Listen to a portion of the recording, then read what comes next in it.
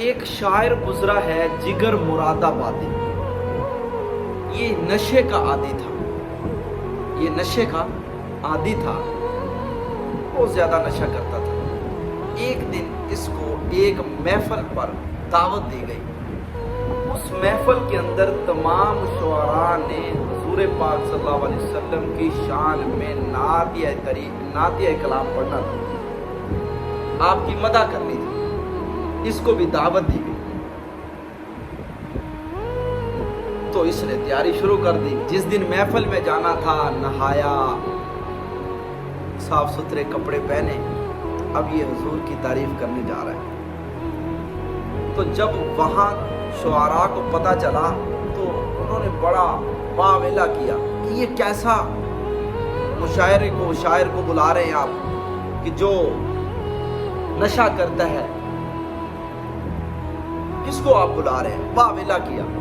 تو وہ وہاں جب پہنچا تو اس نے آ کر بڑے درد مندانہ الفاظ میں جو باتیں کی، اس نے کہنا میں گناہ گار ہوں، اس لیے کہتے ہیں گناہ گار سے نفرت نہ ہو، اس کے گناہ سے نفرت ہو۔ تو کہا کہ یار میرا کلام سنو تو صحیح، میرا کلام سنو تو صحیح، جو میں آپ کے سامنے بھی پڑھتا ہوں، میرا کلام تو سنو۔ تو جو اس نے کلام کے اس کے الفاظ تھے، بڑے عجب الفاظ تھے، سنیے۔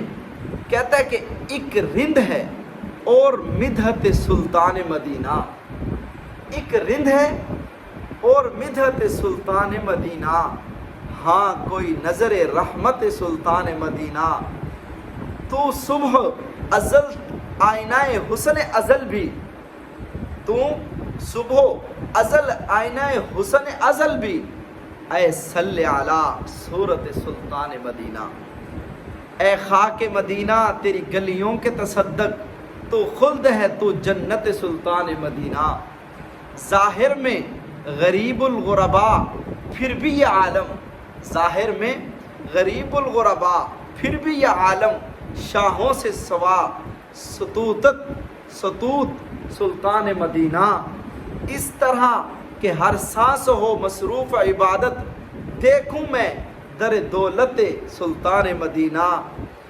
کونین کا غم یاد خدا درد شفاعت، دولت ہے یہی دولت سلطان مدینہ۔ اب جب یہ شعر پڑھے تو اس کے بعد اپنے آپ کو سامنے رکھا، اس امت عاصی سے نہ منہ پھیر خدایا، اس امت عاصی سے نہ منہ پھیر خدایا، نازک ہے بہت غیرت سلطان مدینہ، نازک ہے بہت غیرت سلطان مدینہ، کچھ اور نہیں کام و جگر مجھ کو کسی سے کافی ہے، بس ایک نسبت سلطان مدینہ۔